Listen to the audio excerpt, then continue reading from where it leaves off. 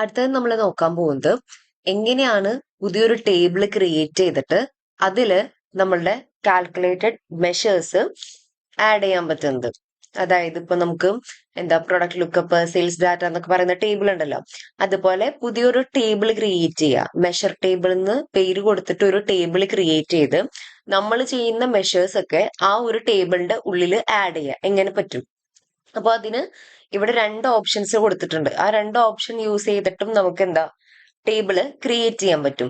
പക്ഷേ ഫസ്റ്റത്തെ ഓപ്ഷൻ എന്ന് പറയുന്നത് നമുക്ക് നമ്മുടെ ബാക്ക് എൻഡിലും ആ ഒരു നമ്മൾ ക്രിയേറ്റ് ചെയ്യാൻ പോകുന്ന ആ ടേബിള് നമുക്ക് കാണാൻ പറ്റും.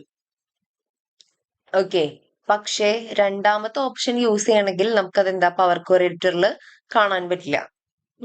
അപ്പൊ ഞാനിവിടെ ആദ്യത്തെ ഓപ്ഷൻ യൂസ് ചെയ്തിട്ടാണ് ഒരു ടേബിള് ക്രിയേറ്റ് ചെയ്യാൻ പോകുന്നത്. അപ്പൊ അതെങ്ങനെയാ ചെയ്യുന്നതെന്ന് നോക്കാം.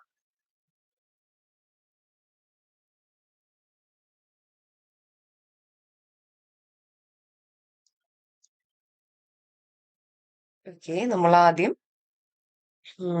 നമ്മളെ റിപ്പോർട്ട് ലെവൽ അല്ല, ഓക്കെ, ടേബിൾ വ്യൂവിൽ തന്നെ തുടങ്ങാം.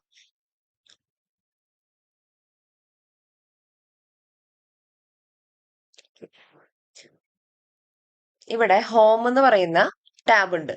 ഈ ഹോം എന്ന് പറയുന്ന ടാബ് എടുക്കാം. അതില് എൻറ്റർ ഡാറ്റ എന്ന് പറയുന്ന ടൂൾ എടുക്കാം. അപ്പൊ നമുക്ക് ഒരു ക്രിയേറ്റ് ടേബിൾ എന്ന് പറയുന്ന ഒരു ബോക്സ് പോലെ വരും. അവിടെ താഴെ ആയിട്ട് നമ്മളുടെ ടേബിളിന്റെ പേര് കൊടുക്കുക. ഞാനിവിടെ മെഷർ ടേബിൾ എന്നാണ് കൊടുക്കുന്നത്. Okay, measure table. ഇനി അതിനെ ലോഡ് കൊടുക്കുക.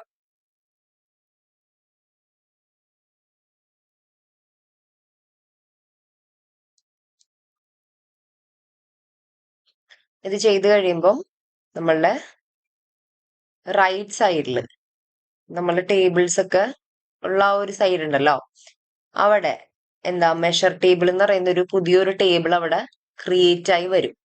ഓക്കെ, നമ്മളിവിടെ already customer lookup, calendar table എല്ലാം ഉണ്ട്. അതുപോലെ തന്നെ പുതിയൊരു ടേബിൾ അവിടെ ക്രിയേറ്റ് ആയി വരും. ഇങ്ങനെയാണ് നമ്മൾ പുതിയൊരു ടേബിള് ക്രിയേറ്റ് ചെയ്യേണ്ടത്. മെഷർ വാല്യൂസ് ഇതിൽ ആഡ് ചെയ്യാൻ വേണ്ടിയിട്ടാണ് നമ്മൾ ഇങ്ങനെ ഒരു പുതിയൊരു ടേബിള് ക്രിയേറ്റ് ചെയ്തത്. ഓക്കെ.